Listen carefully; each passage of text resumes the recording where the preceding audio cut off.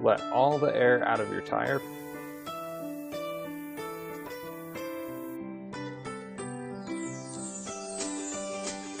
Use your hand to push one side of the bead away from the rim.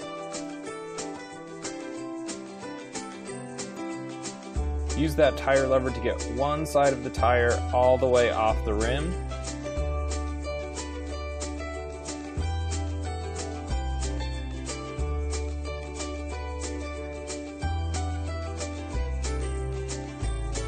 Then check your sealant.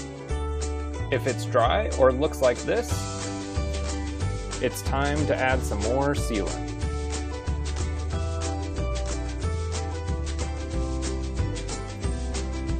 Use your hands to push the tire back onto the rim.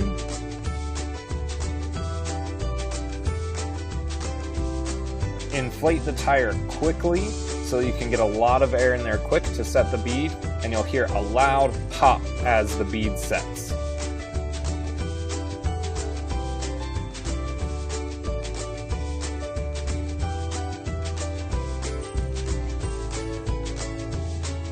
If you have any questions about tubeless maintenance, let us know in the comments.